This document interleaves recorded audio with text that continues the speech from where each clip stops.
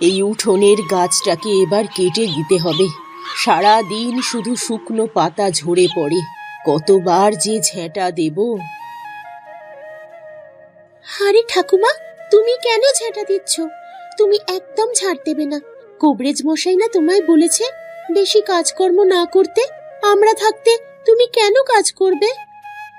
আরে পাগলি মেয়ে, তা বললে হয় নাকি? কাজ তো করতেই হবে। যখন আমাদের প্রয়োজন হবে তোমায় ঠিক বলবো। এখন আমি ঝাড় দিয়ে দিচ্ছি, তুমি যাও যাও, ঘরে চলে যাও তো, বিশ্রাম করো। ভাবছি এই বড় তেঁতুল গাছটাকে কেটে দেব। সারা দিন কত শুকনো পাতা ঝরে বলতো। না ঠাকুমা, গাছটা যেমন আছে থাকবে। গাছটা আছে বলেই তো গরমকালে উঠোনে ছায়া হয়। আবার তেঁতুল হলে বিক্রি করে অর্থও পাওয়া যায়। এই ছোটখাটো ব্যাপারের জন্য একটা গাছ কি কেটে ফেলা উচিত বলো তো? আরে তোদের তো রোজ ঝাড় দিতে হবে, তাই বলছি আর কি। আরে ঠাম্মা, আমরা 3 বোনে মিলে সব করে নেব। আমাদের পাশের খালটাকে যেমন প্রয়োজন, তেমনই তেঁতুল গাছটাকেও দরকার। প্রত্যেক বছর এই গাছটা আমাদের কত অর্থ উপার্জন করে দেয় বলতো। শুধু অর্থই নয়, ছায়াও দেয়। আচ্ছা, তোর কথাই থাকলো। গাছটা যেমন আছে থাক, আমি তাহলে একটু ভিতরে যাই।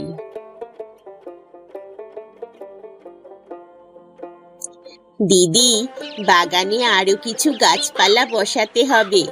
অনেকটা জায়গা পড়ে আছে দেখলাম। হ্যাঁ, জায়গা যদি পড়ে থাকে তাহলে তো গাছপালা বসাবই, আবার গাছ কাটাও হবে। ঠাম্মা কবে সেই চন্দন গাছগুলো বসিয়েছিল, এগুলো তো সব বড় হয়ে গেছে। এবার কাটলে অনেক টাকা পাওয়া যাবে। এবার সেগুন গাছ বসাবো কটা। 7-8 বছরের মধ্যে ভালো বড় হয়ে যাবে রে দিদি। চন্দন গাছ বসালে মোটামুটি 15 বছর তো লাগবেই, অত সময় দেওয়া যাবে না। এবারের আমাদের বাগানে একটা নতুন গাছ বসাবো ভাবছি। আমি বইয়ে পড়েছিলাম দুটো গাছ মিলিয়ে কিভাবে নতুন চারা উৎপন্ন করা যায়। এই গাছটা অন্য ধরনের। ওই দিদি, আমাকেও শেখাবি কিভাবে করতে হয়, আমিও জানবো। আরে এখন তো বাসনগুলো মেজে নে, অনেকক্ষণ এসেছি আমরা। আমি যখন করব তখন শিখিয়ে দেবক্ষণ। ঠিক আছে দিদি, তুই আমাকে শিখিয়ে দিস। জানিস, আমি আগে কত ভালো ছিলাম পড়াশোনায়। বিদ্যালয়ের মধ্যে আমি প্রথম স্থান অধিকার করতাম। পড়ারও ইচ্ছে ছিল, কিন্তু তখনই মা বাবা 1 বছরের মধ্যে চলে যায়, তাই আর পড়া হলো না। আমি তো সবই জানি, কিন্তু তবু তো তুই পড়তে পেরেছিস, আমি তো পড়তেই পারলাম না। কি আর করা যাবে বল, এটাই আমাদের কপাল। বাবা মা মারা যাওয়ার পর এই ঠাম্মাই আমাদের কাছে সব। নে নে, এখন কাজ সেরে নে। রামু, এই শীতের দিনে বাগানে বসে রোদ পোহানোর কি যে আরাম আর মজা, এটা শব্দ দিয়ে বলে বোঝানো যাবে না। হ্যাঁ জি বাবু, আমি তো জানি খুব আরামদায়ক লাগে এই হালকা রোদ্দুর। কিন্তু বাবু, শুধু রোদ পোহালেই তো হবে না, ব্যবসাটার মতো দেখতে হবে। এটার জন্য তুমি আছো, আমি যে তোমাকে চোখ বন্ধ করে বিশ্বাস করি। সে তো আমি জানি, কিন্তু তাও আপনাকে মাঝে মাঝে দেখতে হবে না? যেমন এই আগের বার শীতে কাঠ বিক্রি করে অনেক টাকা লাভ হয়েছিল, এবারেও তাহলে করবেন তো? লাভ হলে নিশ্চয়ই করব। আগের বার হয়েছিল লাভ? আগের বছর শীতে পাশের গ্রামের একজনের থেকে তো কাঠ কিনলেন, তার কাছে তো আর এখন কাজ নেই। তবে আমাদের গ্রামের মল্লিকা ঠাকুমার কাছে অনেকগুলো গাছ আছে, আপনি যদি চান তাহলে আমি কথা বলতে পারি। হ্যাঁ হ্যাঁ, তুমি যেটা ভালো বোঝো করো। বয়স হচ্ছে আমার, এবার এসব থেকে দূরে থাকতে চাইছি। এবার সবকিছু তুমি সামলাবে। ঠিক আছে, আমি না হয় সামলে নেব। তাহলে তো বেতনটা বাড়াতে হবে বাবু। কাঠ বিক্রি করে এসো, তারপর তোমার মাসিক বেতন বেড়ে যাবে, আমি তোমাকে কথা দিচ্ছি। কিন্তু আমার সাথে জোর চুরি করলে হবে না। এসব কিছু আমি জানতে পারলে তৎক্ষণাৎ কাজ থেকে বের করে দেব। বাবু, আমি আপনার কাছে 5 বছর ধরে কাজ করছি, আমায় দেখে মনে হয় আমি ওরকম? না না, তুমি খুবই ভালো, আমার বিশ্বাস অর্জন করেছো তুমি। তাও সাবধান করে দিলাম, বেশি লোভ করলে সবকিছুই চলে যাবে।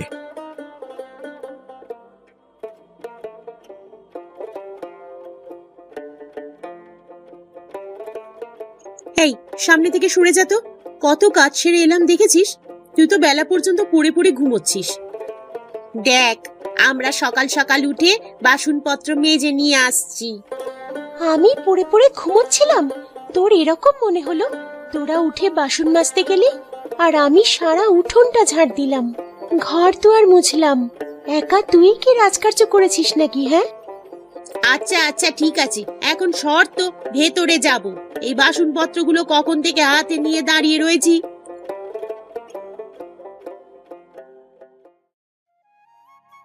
কি হলো রে?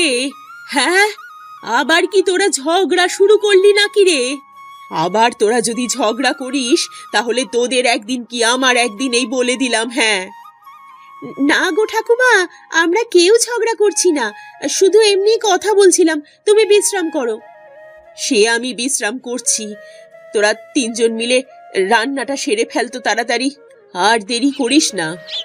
ঠাম্মা, আমি আনাজপাতি কেটেই রেখেছি, এবার শুধু রান্নাটা করলেই হবে। ঠিক আছে, তোরা করে নে। না রে দিদি, বললে হবে না, ও অনেক কাজ করে ফেলেছি, আমরা মনে হয় অতও করতে পারিনি। সেটাই তো দেখছি রে বোন। ঠিক আছে, সুকন্যা তুই বিশ্রাম নে, আমরা দুই বোনে বরং রান্নাটা করে ফেলছি। শুধু শুধুই তোকে এতগুলো কথা শোনালাম। আরে না রে দিদি, বোনেদের মধ্যে এসব ঝামেলা হয়েই থাকে।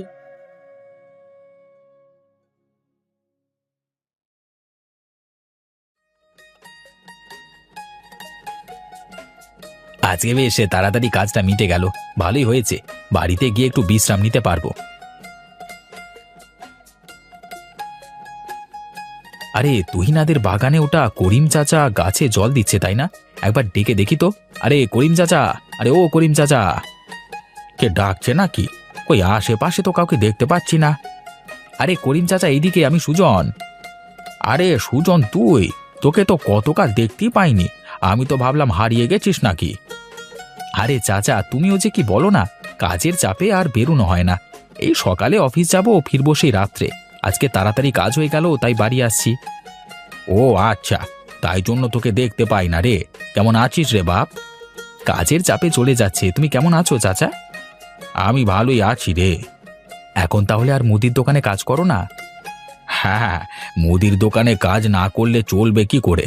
এই তো গাছগুলো পানি দিয়ে তারপর দোকানে যাব।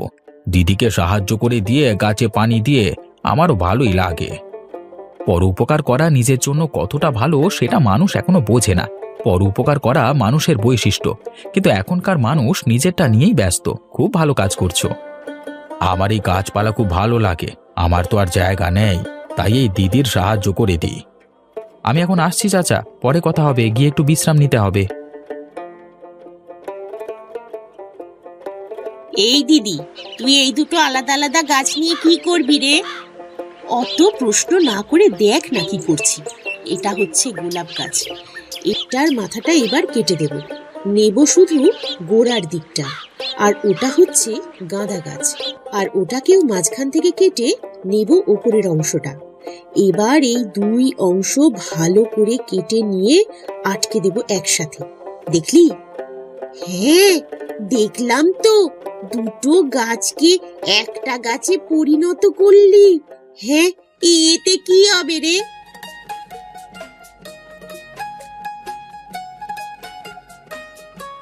ওরে, তোরা দুই বোনে সকাল সকাল কি করতে বসলি রে? চল ওঠ, ঝাড় দেব তো। আরে ঠাম্মা, আমি ঝাড় দিয়ে দেব, এখন একটা খুব জরুরি কাজ চলছে। জানি না বাবা, তোরা যে কি করিস, যাই করিস সাবধানে কর, ছুরি কাঠারি নিয়ে হাত কেটে ফেলিস না যেন। কিছুদিন পর দেখতে পাবি এটা করার ফলে কি হয়।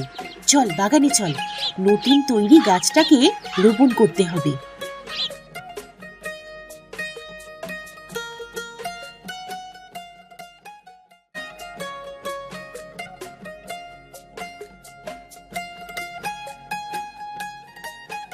এখনই বল না রে, কি হবে? আরে না না, এখন বলে দিলে তো উত্তেজনাই শেষ হয়ে যাবে, নিজের চোখে দেখবি। দূর, ভালো লাগে না। আচ্ছা আমি কাটারি নিয়ে গর্ত খুঁড়ছি, তারপর তুই গাছটাকে বসিয়ে দিস। ব্যাস ব্যাস, থাক, আর খুঁড়তে হবে না, হয়ে যাবে। হয়ে গেছে, এবার বাড়ি চল।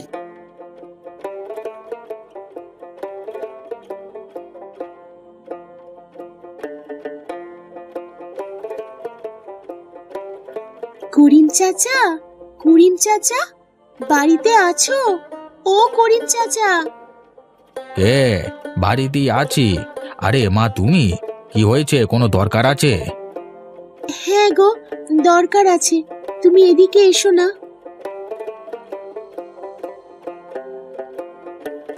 জি মা, বলো। করিম চাচা, এই অল্প কিছু টাকা রাখো। তুমি আমাদের বাগানটাকে আরো ভালোভাবে সাজিয়ে তুলেছ, তাই এই টাকাটা তোমার প্রাপ্য। তুমি কিন্তু না করতে পারবে না। আরে না রে, আমি টাকা নিতে পারবো না। কেন পারবে না? আলবাত পারবে। তুমি কাজ করেছো, কাজের টাকা নেবে। আমি শখে কাজ করি রে, টাকার জন্য কাজ করি না।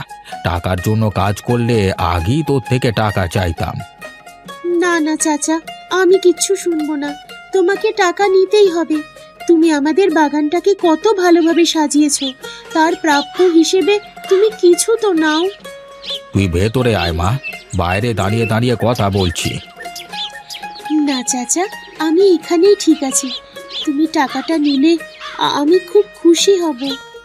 আচ্ছা, তোরা আমাকে মালি ভাবিস নাকি চাচা ভাবিস? মালি ভাবলে টাকা দে, আর চাচা ভাবলে শুধু একদিন ভোজ দে। না গো চাচা, আমরা তোমায় আমাদের মালি ভাবি না। ঠিক আছে, তাহলে একদিন এসো আমাদের বাড়ি, ভালো মন্দ রেঁধে খাওয়াবো খুন। এই কথাটা শুনে আমার খুবই ভালো লাগলো। সব সময় সব কিছু টাকা দিয়ে হয় না রে মা, মনুষ্যত্ব বোধ বলে একটা জিনিস আছে। আচ্ছা চাচা, আমি তাহলে এখন আসি। তুমি সময় মতো বাগান পরিচর্যা করো, কেমন?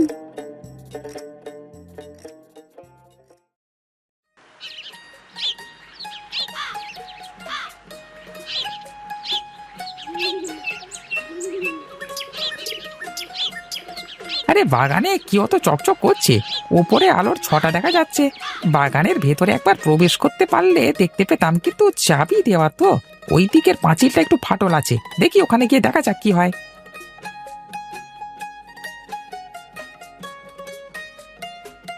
আরে এটা আবার কেমন ধরনের ফুল?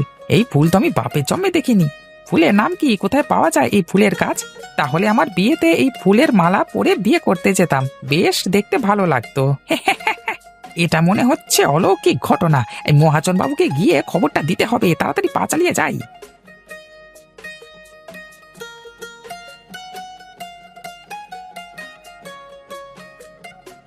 কোথায় গেলি রে সৃজনী? এবার দেখ, দুটো গাছের মিশ্রণ করার পর কি অবস্থা হয়েছে গাছটার। হ্যাঁ, কি রে, একটা অন্য ধরনের গাছ সৃষ্টি হয়ে গেছে। এরম গাছ তো কোথাও দেখতে পাওয়া যায় না। ফুলগুলো দেখ কেমন চকচক করছে। আরে কেমন বেগুনি রঙের ফুল, আর তা থেকে আবার আলোর ছটা বেরোচ্ছে। কি অলৌকিক ঘটনা রে! না না, এই সুকন্যা, এটা অলৌকিক ঘটনা নয় রে, এটা হচ্ছে বিজ্ঞান।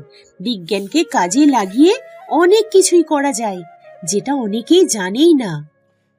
আমাদের এই সমাজে পড়াশোনা করলে অনেক খরচ, সবাই পড়াশোনা করতে পারে না, তাই এত কিছু কেউ জানে না। হ্যাঁ রে দিদি, তুই ঠিকই বলেছিস। যেমন বর্দি কিছুটা হলেও পড়েছে, কিন্তু আমরা তো একদমই পড়তে পারিনি পরিস্থিতির কারণে। এই ফুলগুলো বিক্রি করব দোকানে, নতুনত্ব ফুল দেখে মানুষ কিনবে, একটু বেশি দামে বিক্রি করব, ভালো মুনাফা হবে। হ্যাঁ হ্যাঁ, তাহলে তো ভালোই হবে। আমরা আরো 2-3টে গাছ এরকম ভাবে বানাই, তাতে তাহলে অনেক ফুল হবে, রকম রকম ফুল হবে। সৃজনী, তাহলে দেখে নিলি তো? সেদিন তো আমায় অনেক কিছু জিজ্ঞাসা করেছিলি, কিন্তু আমি কিচ্ছু বলিনি। আমার তো এখনো বিশ্বাসই হচ্ছে না রে দিদি, যে এরকম হতে পারে। এই, তোর মাথা মোটা নাকি? দেখতে পাচ্ছিস না চোখে, তাও বলছিস বিশ্বাস হচ্ছে না? কি অদ্ভুত, তোর থেকে তো ওই রাস্তার পাগলগুলোর বুদ্ধি বেশি। কে মাথা মোটা? হ্যাঁ, তুই নামি, তুই মাথা মোটা। আরে আরে, তুই বুঝতে পারছিস না সৃজনী, ও তোকে খেপিয়ে দিচ্ছে, তুই শুধু শুধুই রাগ করছিস। বাবা কিছুই বোঝে না।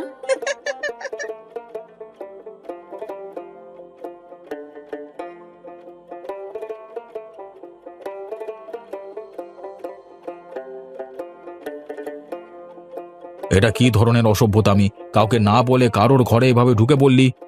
হ্যাঁ, আমাকে ক্ষমা করে দেবেন বাবু, আপনার জন্য অনেক বড় সুখবর আছে। হ্যাঁ হ্যাঁ কি সুখবর আছে, তাড়াতাড়ি বল দেখি।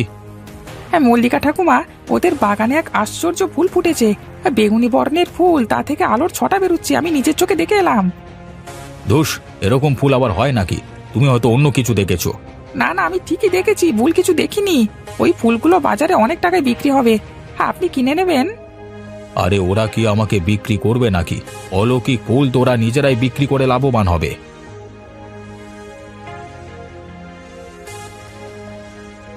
আরে কি কথা হচ্ছে একটা তুহিনাদের বাড়ি নিয়ে? আমি ঠিকই শুনেছি, জানালায় আড়ি পেতে শুনে দেখি কি বলছে।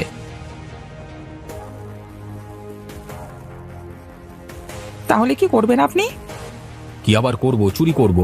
রাত্রিবেলায় বাগান পাহারা দেবে নাকি? তখন গিয়ে চুরি করে নিয়ে নেব, আর আমি বিক্রি করব তো বাইরের বাজারে, কেউ জানতেই পারবে না।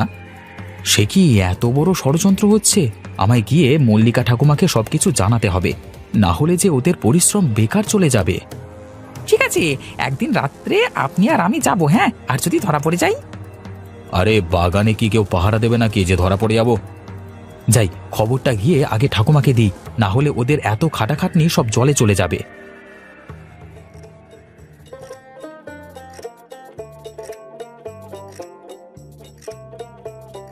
ঠাম্মা, ঠাম্মা, কোথায় গেলে তুমি? এদিকে এসো, তোমার সঙ্গে কথা আছে। যাচ্ছি রে, একটু দাঁড়া। তাড়াতাড়ি এসে দেখো ঠাম্মা, তোমার নাতনির কর্মকাণ্ড। কি হয়েছে বল তো এবার, অত ডাকাডাকি কিসের জন্য? ঠাম্মা, বাগানে একটা নতুন ধরনের ফুল গাছ হয়েছে। কি গাছ? কি নাম গাছের? সেটা তো বলতে পারবো না ঠাম্মা। তুহিনা দিদি বিজ্ঞান প্রয়োগ করে একটা নতুন গাছ করেছে, তাতে বেগুনি রঙের ফুল হয়েছে, আবার কি সুন্দর আলোর ছটা বেরোচ্ছে। তুহিনা, ও কি বলছে রে? ঠাম্মা, ও ঠিক কথাই বলছে। গাছটা এক মানুষ সমান কত ফুল হয়েছে জানো? বেগুনি আলোর ছটায় একেবারে বাগান ভরে গেছে। রাতের দৃশ্যটা দেখার মতো হবে।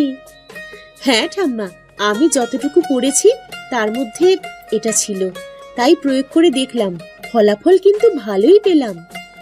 হ্যাঁ, কি বলছিস? তাহলে আরো কয়েকটা এরকম গাছ তৈরি কর দেখি, এই ফুলগুলো বিক্রি করব বাজারে, কেউ কোনোদিন না দেখলে ভালোই বিক্রি হবে। কিন্তু প্রত্যেকটা একই রকম ভাবে হয় না, 10টার একটা গাছে এরকম তৈরি হয়। অদ্ভুতভাবে যে একটাতে প্রয়োগ করেছিলাম সেই একটাই এরকম হয়ে গেছে। আবার আমাদের বাগানের পাশেই যেহেতু খাল, সেখান থেকে জল দেওয়ার ব্যবস্থাও ছিল, তাই সেটা ভালো সারেরও কাজ করেছে। তাই সব মিলিয়ে ভালোই হয়েছে। ঠিক আছে ঠিক আছে, তাহলে এই ফুলগুলো বিক্রি করার ব্যবস্থা কর, গাছে থাকলে তো আর উপার্জন হবে না। নিশ্চয়ই ঠাম্মা, আমি দেখছি কি করা যায়। কাল সকালে বাজারে এই ফুল নিয়ে বসবো।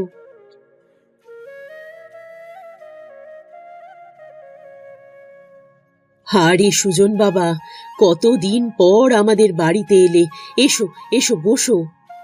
না না ঠাকুমা, আমি বসতে আসিনি, একটা জরুরি খবর দিতে এলাম। জরুরি খবর? কি জরুরি খবর গো? সুকন্যা, তুমি আমাকে একটু ঠান্ডা পানি দেবে, গলাটা শুকিয়ে গেছে। হ্যাঁ দাদা, কেন দেব না, এক্ষুনি নিয়ে আসছি আমি।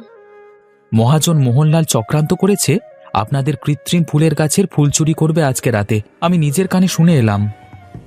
সে কি গো, আমরা তো ভাবছিলাম ওনাকে কটা গাছ বিক্রি করব। ঠাকুমা, আজকে রাত্রে বাগানে নজর রাখুন, আজকে যদি ধরা পড়ে তাহলে ওরা বুঝতে পারবে কত ধানে কত চাল। হ্যাঁ হ্যাঁ, নজর তো এবার রাখবই। আমাদের এত কষ্ট করে উৎপাদন করা ফুল এমনি এমনি তুলে নিয়ে চলে যাবে, আর আমরা চুপ করে বসে থাকবো? এটা কখনোই হবে না। আমিও তোমাদের পাশে আছি, চিন্তা করো না। আজকে রাত্রে আমিও পাহারা দেব। এই নাও দাদা, তোমার জন্য জল। অনেক ধন্যবাদ তোমাকে, খুব ভালো হলো। ঠিক আছে, আমিও এটার শেষ দেখে ছাড়বো, কিন্তু চুরি করলেও বিক্রি করতে হবে তো বাজারেই। দেখতে পেলেই ধরা পড়ে যাবে। না না ঠাকুমা, আমি শুনলাম নাকি ওরা বাইরেকার বাজারে ওই ফুলগুলো চড়া দামে বিক্রি করবে। ও বাবা, তাহলে তো নজর রাখতেই হবে। একেবারে হাতে নাতে ধরবো আমরা।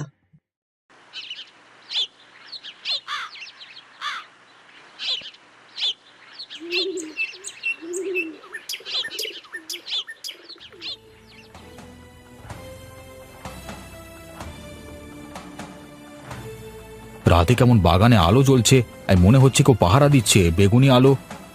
আগে না না কর্তাবাবু, এটা কোনো আলো নয়, এটা হচ্ছে ওই অলৌকিক ফুলের আলোর ছটা।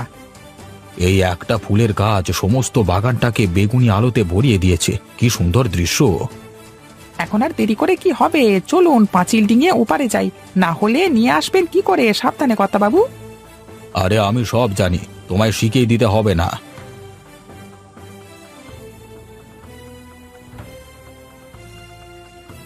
নে নে রামু, গাছ থেকে টপ টপ করে ফুলগুলো পেরে নে, আর এই ব্যাগ ভরে ফেল। যা করবার তাড়াতাড়ি কর। আগে কর্তাবাবু, আপনি যেমনটি বলবেন। থামুন আপনারা, একটা ফুল যেন গাছ থেকে না ওঠে। আপনারা হাতে নাতে ধরা পড়ে গেছেন। আরে মানে আমি কিন্তু মানে কিন্তু করে কিচ্ছু হবে না। আপনারা দুজনেই হাতে নাতে ধরা পড়েছেন। আপনি এত বড় একটা ব্যবসায়ী হয়ে চুরি করছেন শেষ পর্যন্ত। ছি, চুরি করে ব্যবসায়ী হয়েছেন? ছি ছি, আমাদের গ্রামের কলঙ্ক আপনি। দাঁড়িয়ে দেখছিস কি? রাম ধোলাই দে এদের। আমাদের কষ্টের ফল নিজেরা ভোগ করবে, হ্যাঁ? আর আমরা ছেড়ে দেব নাকি? দাঁড়া তোরা, কেউ গায়ে হাত দিবি না, আমায় কথা বলতে দে। আমায় ক্ষমা করে দিন, আমার খুব বড় ভুল হয়ে গেছে। আমি আর এই ভুলটা করব না। আমি ভেবেছিলাম আপনাকে আমার এই বাগানের গাছ কয়েকটা বিক্রি করব। আপনি ভালো মানুষ, কিন্তু আমার ধারণাটা ভুল ছিল। আর একটা গাছও আপনাকে আমি বিক্রি করব না। দূর হয়ে যান এখান থেকে। আমাকে বিক্রি করুন, আমি ভালো টাকা দাম দেব। দরকার নেই আমার ওই টাকা। আমি অন্যজনকে বিক্রি করব, তবু আপনাকে নয়। দূর হয়ে যান আমার চোখের সামনে থেকে, না হলে কিন্তু এবার সারা গ্রামকে ডাকবো। বেশি লোভ করলে কিছুই পাওয়া যায় না আখেরে। না না, আমি যাচ্ছি। রামু চল চল, খুব বাঁচান বেঁচে গেছি, চল।